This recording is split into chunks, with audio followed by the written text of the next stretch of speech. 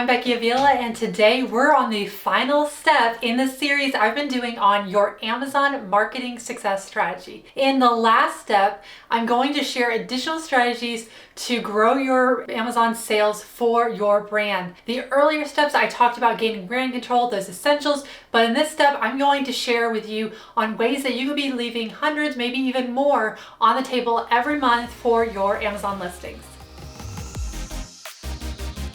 Okay, like I was mentioning, the earlier steps that I covered, I talked about things that are foundational, things like gaining brand control for your listings over kind of any unauthorized sellers that you're dealing with. Then I really moved into discussing how to make your listings ready for ads, because if you skip that step, your ads will not be as effective and they will really cost you more and can actually hurt your listings performance. Then I really dug into Amazon ads. That is a great way to get scalable growth for your brand. Then I talked about Amazon attribution, which you're really going to make sure that you're tying in those external efforts that you're doing for your marketing to the Amazon platform within that whole ecosystem of everything you're doing with your marketing. So for most brands, if there is a consumable product in your product line, and hopefully there is, you'll also want to work on leveraging to gain new subscribers that you've worked so hard to really place that first initial order, to get that ad in front of, to then convert. So how to get them ordering from your brand again and again on Amazon, and maybe even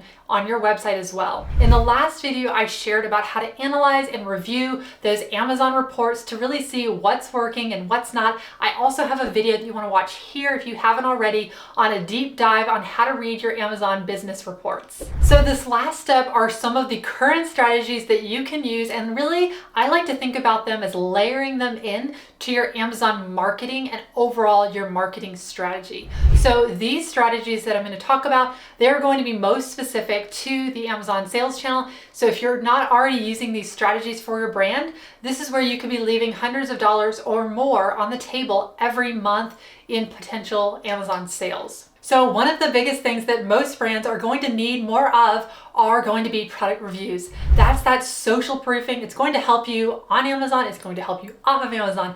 These are a few things that you can do if you have a newer product, such as you can enroll it in Amazon's Vine program. And I actually have a full video I did on the Vine program there, so make sure to watch that if that's applicable to you. And once you go though over the max number of reviews to be eligible, there's really additional strategies that you can implement that I want to kind of briefly touch on. So we like using review inserts, since requesting reviews is something that should be done for all of your orders on Amazon, but not everyone checks their emails, and some have even opted out of getting those emails from Amazon because that is something that Amazon allows every customer, every shopper to do. So including an insert inside of your packaging, you can then request them to leave a review and to share their experience. And unlike when you request reviews from like your website and other places, as you may already know, you need to be extremely careful with the language that you're using, and you need to make sure there's no incentive attached to that request for that review. Also, that you're not asking them to leave a nice review and if they have an issue to contact you.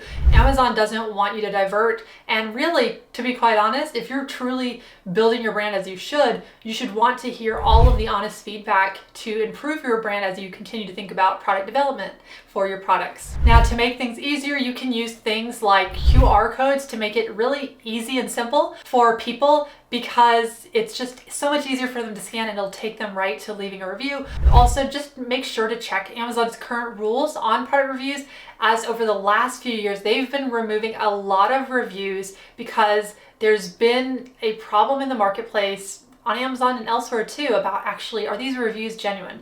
So that's something to just be aware of. Now let's talk about posts. Posts are another way, another strategy that you can be layering on, especially if you have a lot of mobile buyers. So when you're looking at your business reporting data, do you see a lot of people that are shopping on their phones? Since those are really going to be only targeted to people that are on their phones. Now, recently this year, Amazon has launched the ability to use video for posts, which is great if you already have those video assets, as obviously it's a moving image instead of a static product lifestyle type of image. So that is more attention grabbing to people to become aware of your brand.